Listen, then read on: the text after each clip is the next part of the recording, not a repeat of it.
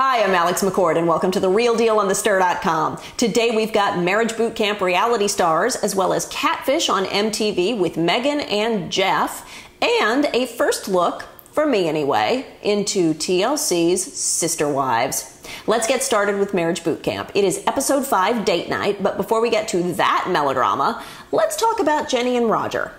Roger, fiance of Jenny J. Wow Farley, is having a meltdown. He is over it. He's done because he's bringing 100% to the process, and he knows good and well that his fiance Jenny is merely phoning it in for a payday. I love it that Jenny got called out on this. On these 24/7 intense therapy shows, you've always got at least one or two who don't bring it. They phone it in, they hide from the cameras, or they act out in crazy ways, or they're fake, something like that. I appreciated that Jem and Elizabeth said they were perfectly willing to kick Jenny out if things didn't change. You have to bring it. No matter what job you get hired for, on or off TV, you always have to bring it. If you're a housewife, that means stirring up trouble. If you're a therapy participant, it means actually opening up and being real in the therapy. So Roger slams the door. He's packing. He wants to leave. He won't let Jem in unless the cameras go away. Well, hold up. Does that mean now he's not doing his job? Not really. Okay, see, what they did is they didn't have actual crew members in the room with them, and they took their mics off. But don't forget, there's still ceiling and wall cameras, and the crew have a boom mic outside the door recording from the other side of the door for audio. That's all fair game. In a way, I think Roger just needed a level of privacy, not actual in the vault privacy. There's really only one way to get privacy on a 24/7 show, and that is to write things down. I remember back on couples therapy, Simon and I kept a journal, and just knowing that we had that outlet in case we needed to communicate something on the down low, we didn't really have to use it that often. I was very happy to see that Jenny agreed to participate more and Roger agreed to come back, so that's all good. Now let's get to date night. I was scratching my head a little bit watching date night, and I had to check out Twitter to see how the cast all reacted to this episode. Here's what I thought happened, and if you disagree with me, or if you were there and I got it wrong, tell me. I would love to know.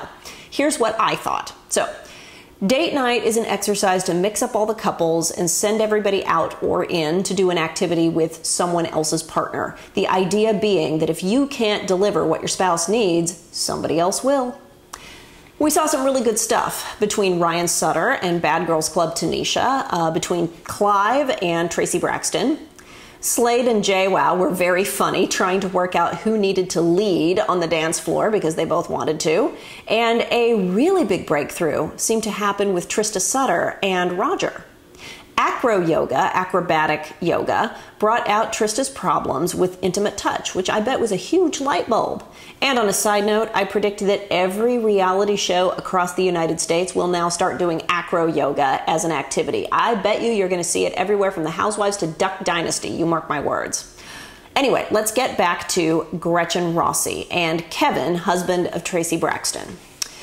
Kevin and Gretchen are supposed to go out on a date. Gretchen brings up that she has a prior commitment, and whether it was the producers or the editors, I think somebody didn't handle it as sensitively as they could have.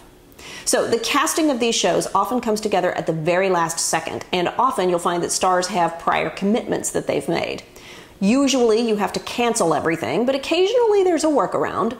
On Couples Therapy 2 years ago, I filmed this very show from inside the house. You just do it when you're not actively doing therapy. Gretchen had contracted to make a personal appearance at an event, which is a huge part of every reality star's job, like the whole Kim Kardashian Vienna ball situation that we covered earlier this week. I'm guessing that the producers decided to try and kill two birds with one stone by sending Gretchen out on a date night when she had to leave the house anyway. The problem is, there is no practical way that she could have taken Kevin, a man not her partner, with her to a red carpet public event. Of course he has to sit in the car or not go. There's no other way. This is one of those real-life colliding with reality TV sticky situations.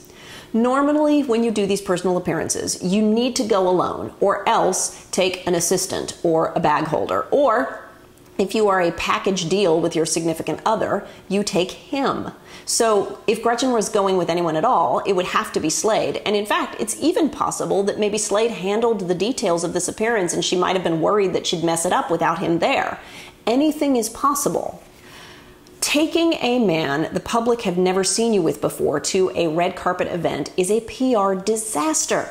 The story would suddenly be pulled away from the actual purpose of the event. That would pull focus completely, and the story would become, who's Gretchen with? Who's that guy? Oh wait, I know him. Is he married? Are they dating? Are they cheating? It would be all over TMZ and the rest of the internet.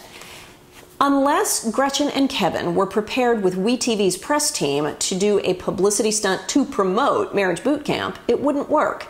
And given that they're in the middle of filming, the press team's probably not even ready yet. They might not have even announced the cast yet at this point in the process. So it would be weird. And even if WeTV was ready in time, it might not have worked because, again, Gretchen's there to promote whatever the event is, and having someone not Slade with her would pull focus and make them angry, and maybe she wouldn't be hired by them again.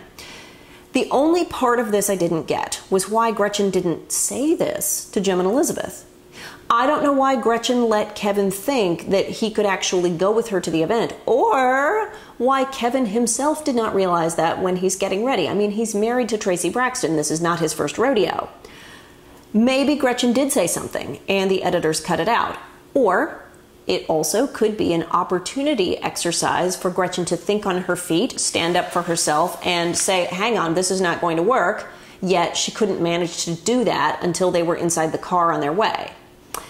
Either way, it was definitely clear to me that there's some push-me-pull-you going on between Gretchen and Slade. She wants him to butt out of her career and get his own job, yet she keeps reeling him back in to help her out. Hopefully, Gretchen realized by doing an event on her own that she can do it herself and free Slade up to spread his wings, which is supposedly what they both want. Interesting. So what did you think of this situation? And if you haven't seen the episode yet, it's definitely worth a watch. There will be a marathon tomorrow for the 4th of July with new episodes coming back the following week. So, next up, I took a look at TLC's Sister Wives for the first time ever. Fascinating. No wonder it's a hit. I mean, you take two things the public is obsessed with, sex and religion, and put them together. Perfect. I jumped into episode 5, Growing Up Polygamist, which examines how polygamy has affected the older kids. I certainly hadn't realized that the family moved from Utah to Las Vegas, but it makes sense to me. Vegas and Nevada is sort of a live and let live kind of area, even though polygamy is not strictly legal. I mean, I think that the vibe is probably as long as you're not hurting someone, it's all good. I enjoyed seeing the adult children discuss college, career plans, and whether or not they would practice polygamy. Some no's, some maybes, and that's as it should be because they're all in their early 20s.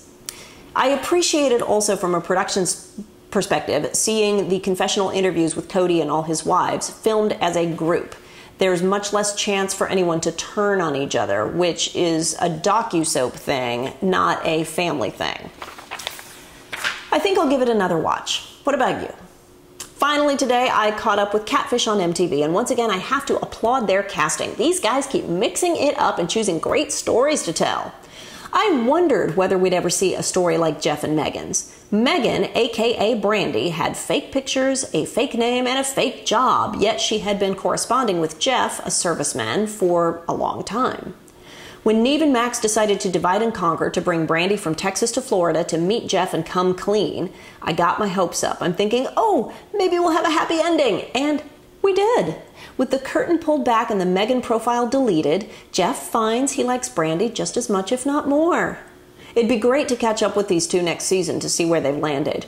Now, this story was also genius from a production perspective. Why? Well, Catfish is now in its 3rd season. If they only told negative stories, people would stop participating and they couldn't cast the show. If you crucify the catfish every time, no one will ever agree to do it again. And people might also get really savvy about investigating their online crushes, therefore putting Neve and Max in their show out of a job. Also, viewers might be turned off by the constant stupidity if every single week you see some big bad imposter hoodwinking their unsuspecting victim.